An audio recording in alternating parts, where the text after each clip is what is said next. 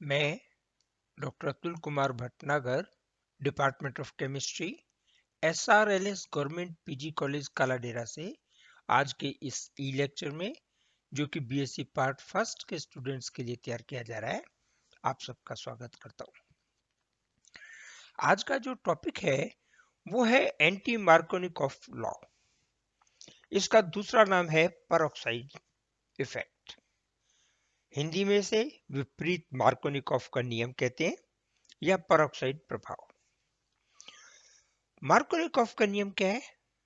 Markovnikov का नियम है कि जब भी एल्कीन HBr से अभिक्रिया करता है तो हाइड्रोजन उस कार्बन परमाणु के पास जाती है जिसके पास पहले से हाइड्रोजन परमाणुओं की संख्या अधिक हो, या अभिक्रिया में धन भाग, एक क्रियाकारक का धन भाग या इलेक्ट्रॉनिस्नी उस कार्बन परमाणु के पास जाता है एल्कीन के जिसमें द्विबंधित कार्बन परमाणुओं में हाइड्रोजन परमाणुओं की संख्या अधिक हो, उस कार्बन से जुड़ेगा। तो ये तो मार्कोनिकॉफ का नियम है।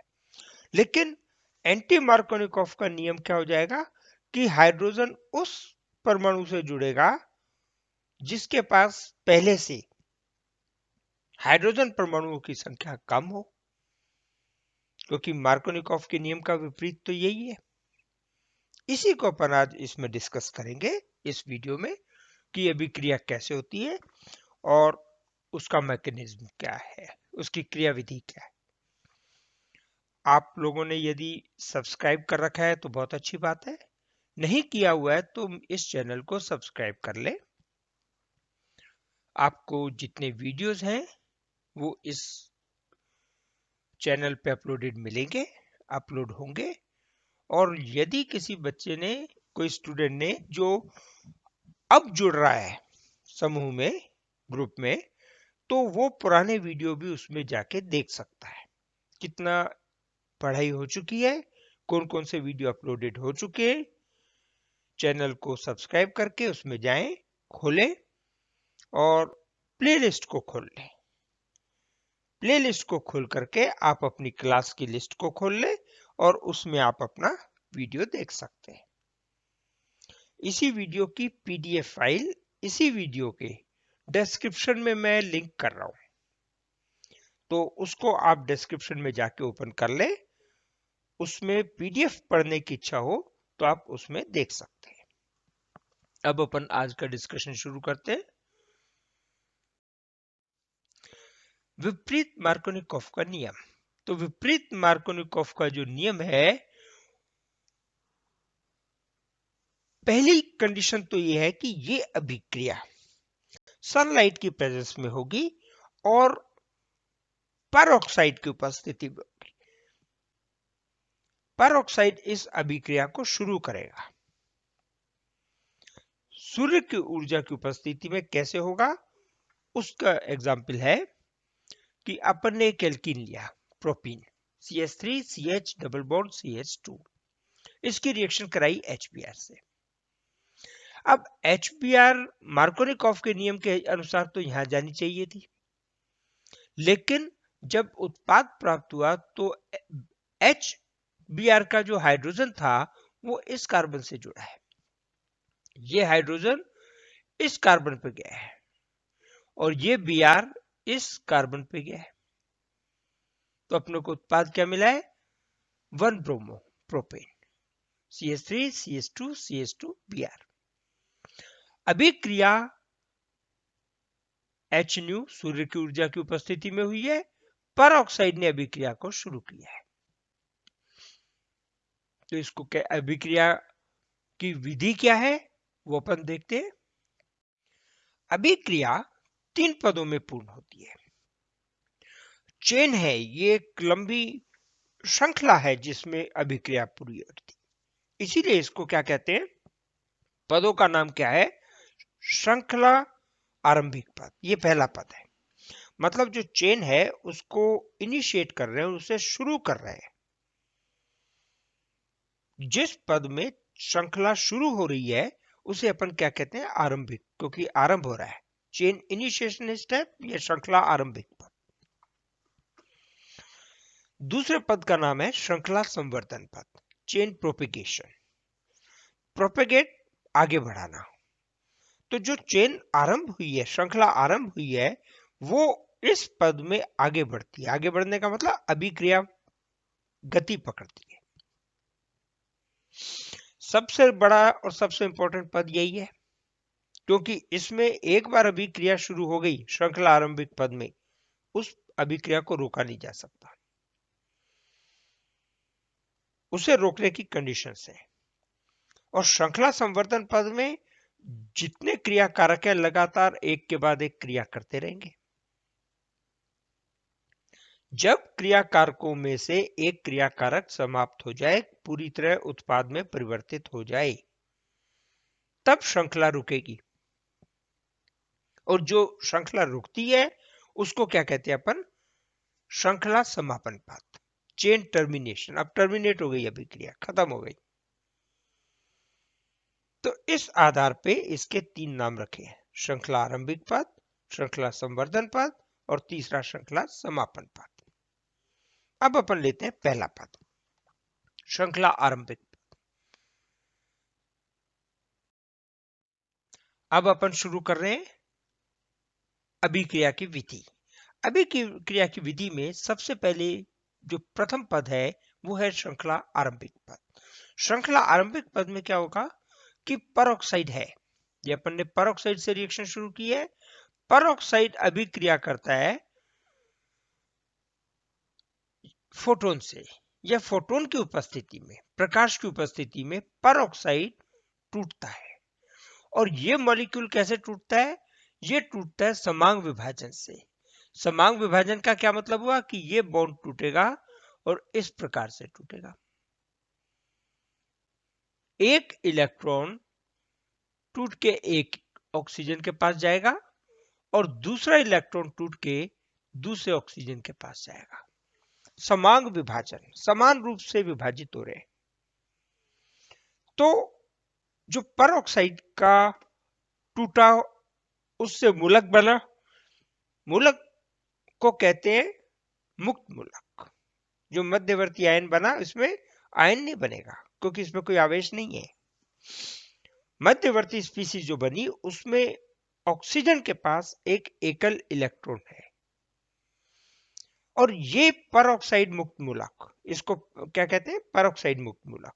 ये जो परऑक्साइड मुक्त मूलक बना ये रिएक्शन करता है HBr से। HBr की स्थिति क्या है? हाइड्रोजन 2 इलेक्ट्रॉन और ये Br। तो परऑक्साइड रिएक्शन करता है हाइड्रोजन से और इस प्रकार रिएक्शन करता है कि इसका भी समांग विभाजन होता है बंध का। तो हाइड्रोजन एक इलेक्ट्रॉन के साथ में अलग हो गया, तो क्या बन गया? ROH अलग हो गया और एक नया मुक्त मूलक बन गया अभिक्रिया मिश्रण में, जिसे अपन कहते हैं ब्रोमाइड मुक्त मूलक, Br मुक्त मूलक। अब Br मुक्त मूलक बन गया, ये अभिक्रिया को शुरू करेगा। शुरू हो चुकी है, लेकिन अभिक्रिया से मतलब ये दूसरे क्रिया कारक से अभिक्रिया करेगा, या ये कहो कि Br मुक्त मूलक एल्कीन से अभिक्रिया करेगा और जैसे ही एल्कीन से अभिक्रिया करने जाएगा दूसरा पद शुरू हो जाएगा। दूसरा पद क्या है? श्रृंखला संवर्धन पद, चेन प्रोपेगेशन स्टेप। ये एल्कीन का एक अणु है, प्रोपीन अपन ने लिया है। प्रोपीन में ये Br मुक्त मूलक, ब्रोमाइड मुक्त मूलक जुड़ेगा। अब इसके पास 2 संभावनाएं हैं। पहली संभावना तो अपन जो अभिक्रिया हो रही है वो मान लें कि ये इस कार्बन पे जुड़ा। इस कार्बन पे जुड़ने पे अपने को एक नया मुक्त मूलक बना CH3 CH, उस पे एक इलेक्ट्रॉन CH2 Br, ये वाला मुक्त मूलक मिला। अब फर्स्ट मैं इंक चेंज कर लेता हूं जिससे आपको थोड़ा सुविधा रहेगी समझने में। फर्ज करो ये Br जो है वो इस कार्बन से जुड़ता है, बीच वाले कार्बन से, तो अपने पास क्या बन जाएगा, CH3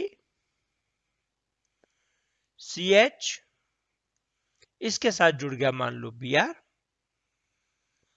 और ये जुड़ गया CH2, और इसके पास आ गया एक इलेक्ट्रॉन, सिंगल इलेक्ट्रॉन।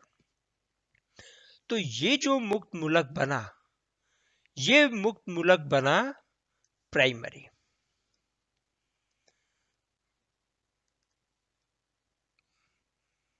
प्राइमरी का मतलब प्राथमिक। और ये जो बना, ये बना सेकेंडरी।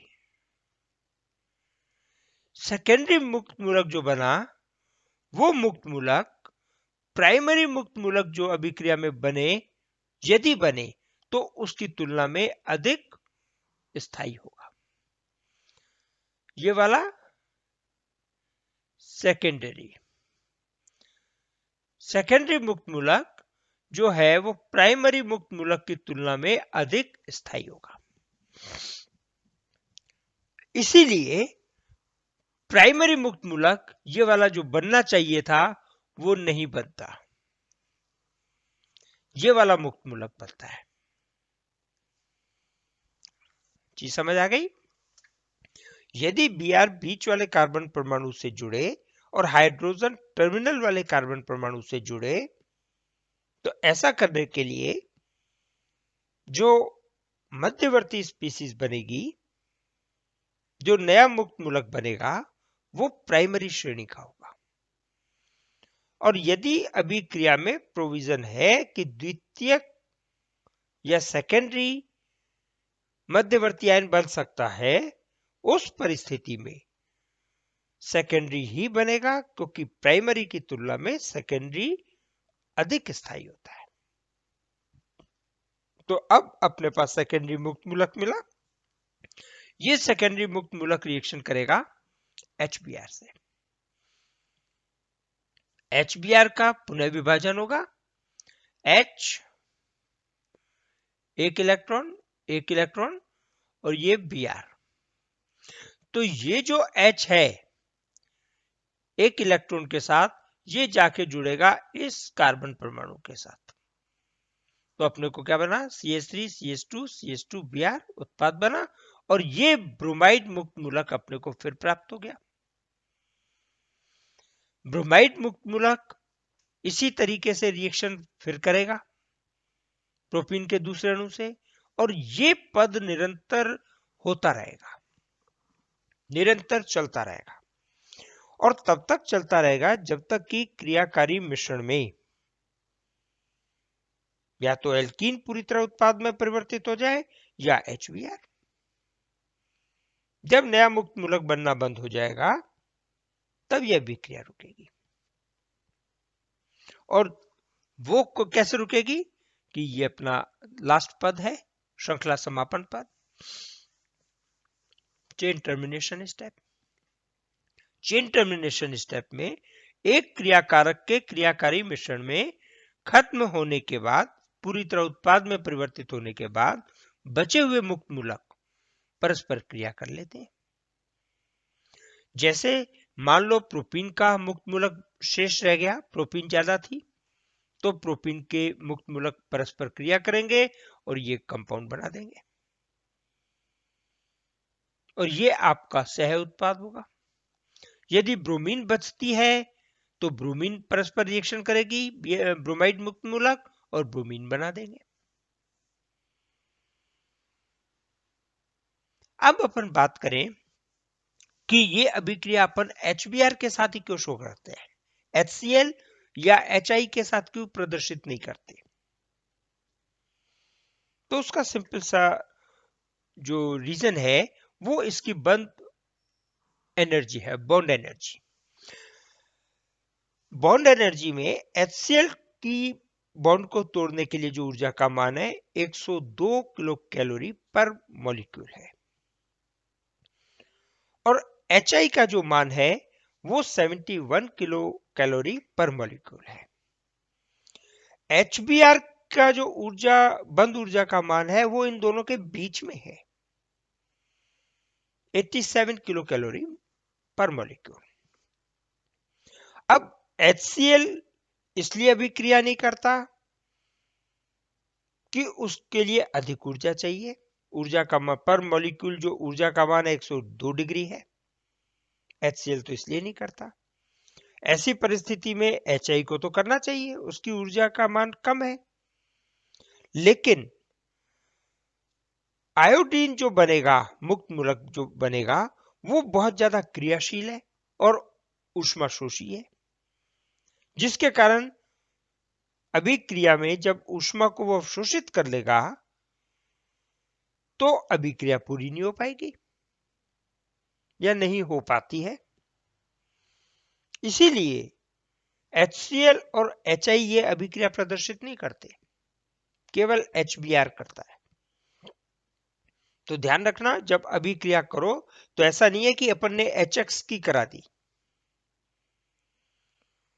HX नहीं करा रहे, अभिक्रिया HBr ही करेगा, केवल HBr। और इस अभिक्रिया में चूंकि हाइड्रोजन उस परमाणु से जुड़ रहा है जिसके पास हाइड्रोजन परमाणुओं की संख्या पहले से कम है, CH पे जुड़ रहा है, दूसरा कार्बन परमाणु CH2 है, 2 हाइड्रोजन है उसके पास। तो ये मार्कोनिकॉफ के विपरीत एडिशन हो रहा है इस अभिक्रिया में, इसीलिए इसे विपरीत मार्कोनिकॉफ या एंटी मार्कोनिकॉफ का नियम अभिक्रिया कहते हैं।